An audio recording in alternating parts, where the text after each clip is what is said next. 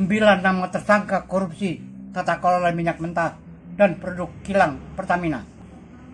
Kerugian akibat korupsi Pertamina bisa tembus 986,5 triliun rupiah. Berikut nama-nama 9 tersangka kasus tata kelola minyak mentah dan produk kilang yang telah dilimpahkan ke Pengadilan Tipikor Jakarta Pusat. 1.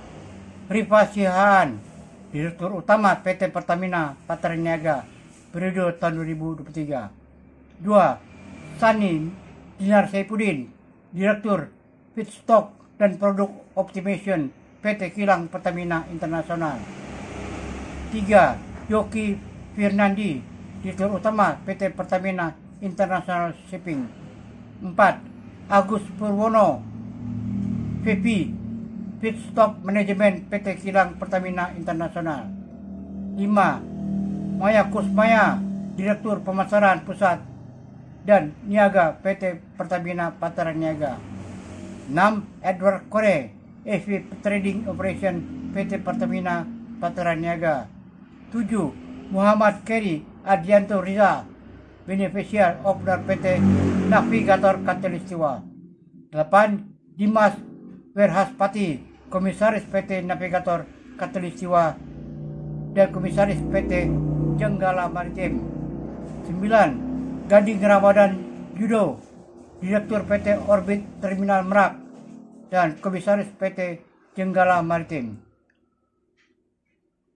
Peran masing-masing dan status penahanan dan proses hukum dari para tersangka kasus tata kelola minyak mentah dan produksi kilang Pertamina. Peran, modus, dugaan per masing-masing tersangka.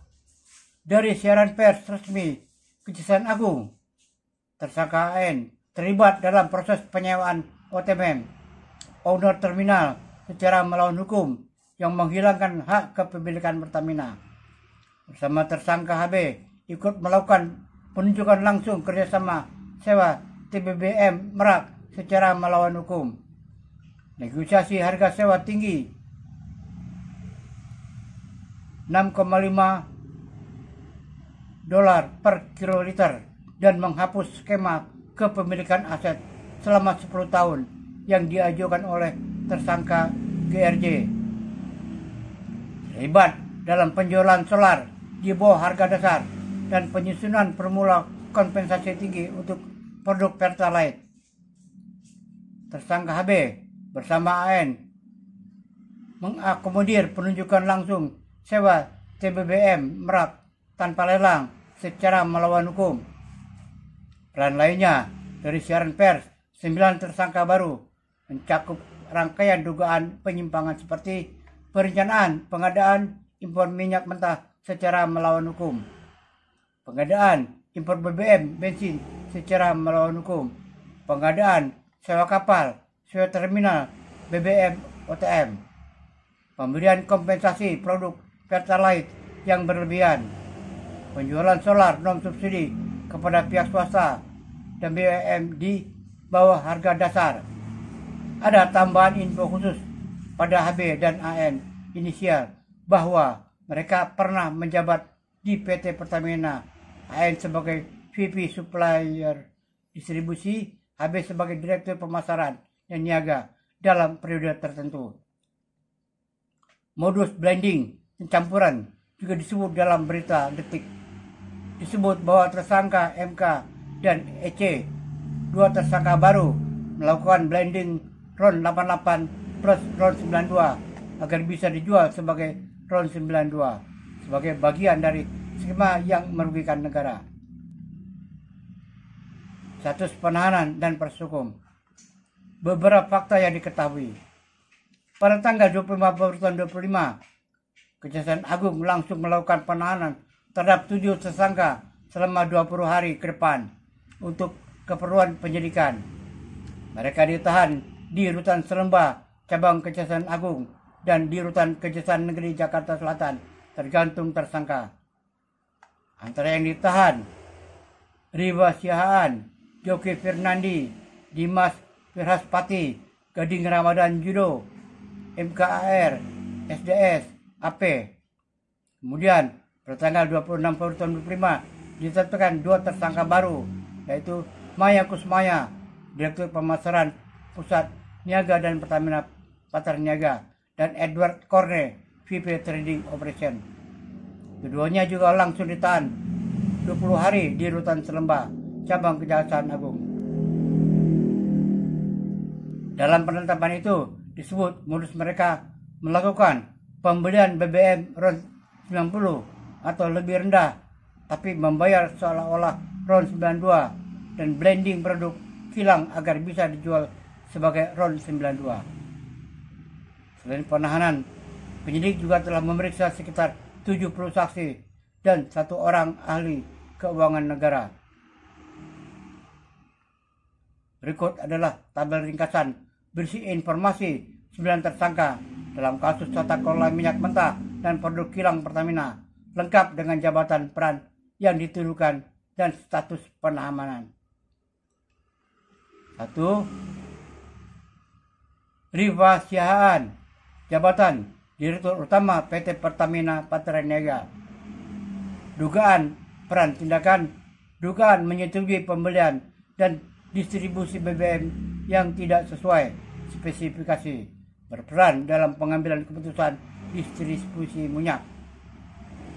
Status penahanan, ditahan pada bulan Februari tahun 2025. 2. Sani Dinar Saifuddin, Direktur Feedstock Product Optimization PT KPI, diduga menyetujui pengadaan minyak mentah secara tidak sah terkait pengambilan keputusan soal blending produk kilang.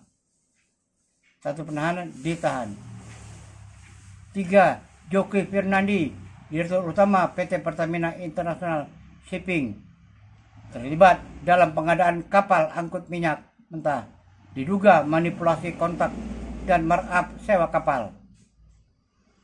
Statusnya ditahan. 4.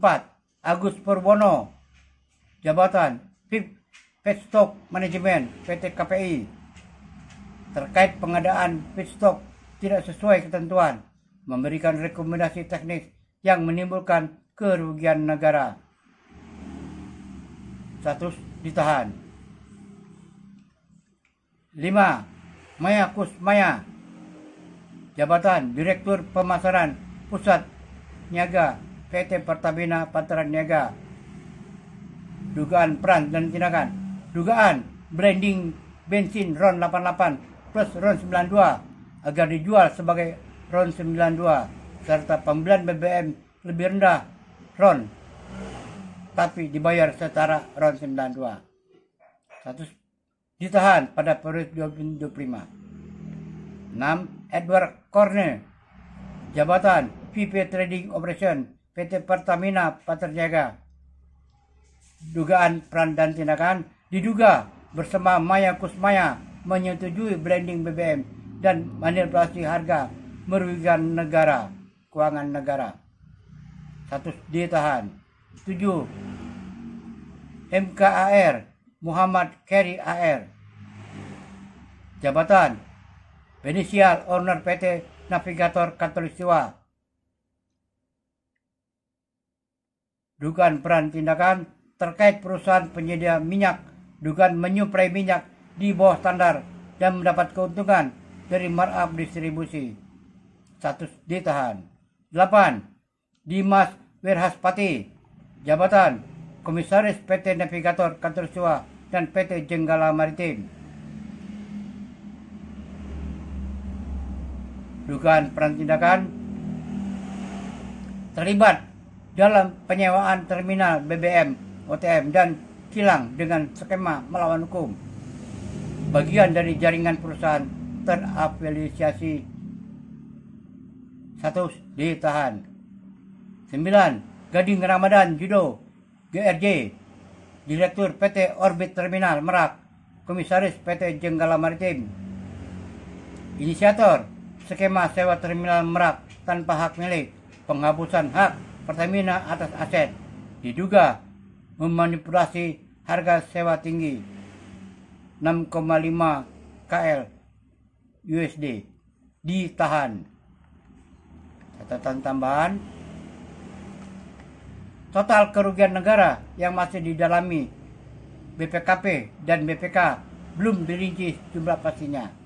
Pada tersangka dijerat dengan Undang-Undang Tipikor yang bisa dikenai pasal pidana pencucian uang TPPU jika ada aliran dana terdeteksi lebih lanjut. Tahap saat ini sebagian besar sudah masuk proses persidangan di Pengadilan Tipikor Jakarta Pusat.